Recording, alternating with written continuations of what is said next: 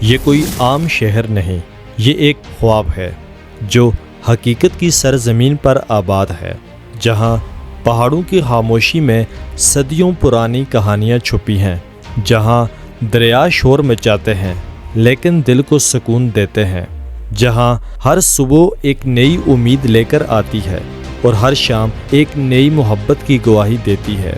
یہ ہے مظفر آباد، آزاد کشمیر کا دل، ایک ایسا شہر جو جنت کی یاد دلاتا ہے، قدرت کا ہر شہکار کو اپنے دامن میں چھپائے ہوئے ہے، کبھی نیلم کے نیلے پانیوں کی گونج اور کبھی پیرچناسی کی چوٹیوں سے بہتا ہوا ٹھنڈا ہوا کا جھونکا، کبھی لالا زار کی خاموشی اور کبھی لوگوں کی سادگی، یہ سب مل کر بناتے ہیں مظفر آباد کو ایسا حسین کہ الفاظ کم پڑ جائیں۔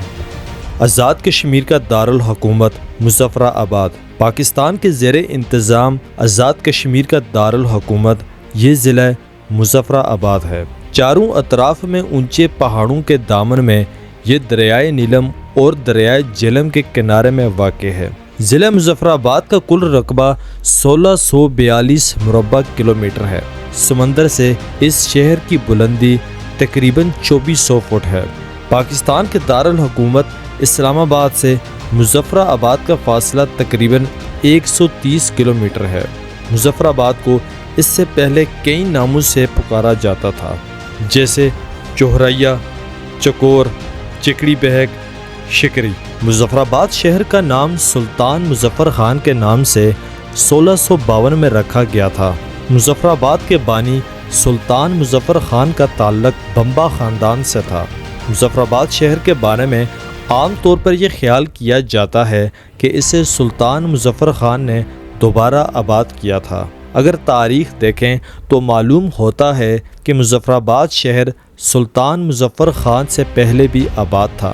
لال قلعہ کی تعمیر جو کہ 1549 عیسوی میں ہوئی تھی، سید عنایت شاہ ولی سلطان مظفر خان کی حکومت سے پہلے یہاں تشریف لائے تھے۔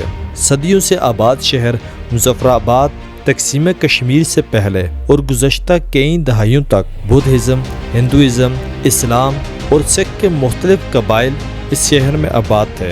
ایسا کہا جاتا ہے کہ کئی صدیوں پہلے مظفر آباد ایک وسیع اور گہری جھیل میں ڈوبا ہوا تھا۔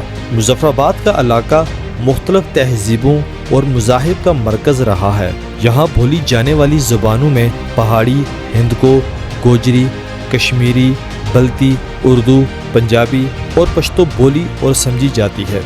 پہاڑی، ہندکو، گوجری اور کشمیری یہاں کی قدیم زبانوں میں شمار ہوتی ہے۔ سلطان مظفر خان سے پہلے اور بعد مظفر آباد صدیوں سے ایک تجارتی منڈی اور بین الاقوامی گزرگاہ رہا ہے۔ ہر لشکر، قبیلہ، قافلہ مظفر آباد کے راستوں سے کشمیر میں داخل ہوتا رہا ہے۔ سلطان مظفر خان نے مظفر آباد میں محلے بنوائے، مساجد بنوائیں، مختلف قومیت اور پیشوں کے لوگوں کو یہاں لا کر بسایا۔ محلوں کو مختلف پیشوں کے نام سے منسوب کیا گیا، جیسے سلطانی محلہ، خواجہ محلہ، قاضی محلہ۔ مظفر آباد میں بہت سے مزارات ہیں، جن میں سہیلی سرکار، سید عنایت بادشاہ، سید حسین شاہ پیر چناسی، پیر اسمار مشہور ہیں۔ اس شہر میں کئی تاریخی اور خوبصورت مساجد موجود ہیں۔ جامع مسجد سلطانی، جامع مسجد حمام والی، جامع مسجد بازار والی اور عیدگاہ مسجد مظفر آباد میں واقع ہے۔ مظفر آباد شہر کے سیاحتی مقامات میں پیر چناسی، سری کوٹ، مکڑا چوٹی، دھنی آبشار، پیر اسمار، قلعہ پلیٹ، پرانا دومیل پل، تاریخی اور تفریحی باغات جیسے خوبصورت سیاحتی مقامات ہیں۔ مظفر آباد کیونکہ کشمیر کا دارالحکومت بھی ہے، اس لیے اس شہر میں قانون ساز اسمبلی، ایوان صدر، ایوان وزیر اعظم، Azad Kashmir radio station, television station, state bank, supreme court, high court اور دیگر تمام محکموں کے دفاتر بھی یہاں موجود ہیں۔ مظفر آباد میں کرکٹ اسٹیڈیم اور فٹ بال اسٹیڈیم بھی موجود ہے۔ اپنی قدرتی خوبصورت اور شاندار آب و ہوا کی وجہ سے یہ فطرت سے محبت کرنے والوں کا شہر مظفر آباد ہے۔ تاریخ گواہ ہے کہ مظفر آباد نے वक्त के कई नशीबो फराज देखे, जलजलों का सदमा सहा, मगर फिर भी सर उठाकर खड़ा हुआ। ये शहर न सिर्फ कुदरती हुस्न में बेमिसाल है, बल्कि इसकी मिट्टी में कुर्बानियों, सब्र और हिम्मत की दास्तानें दफन है। मुजफ्फराबाद आज भी पूरी आबोताब के साथ जगमगा रहा है और आने वाले कल में भी ये शहर कश्मीर की खूबसूरती की पहचान रहेगा। हम सबको चाहिए कि इसके हुस्न, इसकी तारीख़ और इसके वक़ार की हिफाजत करें।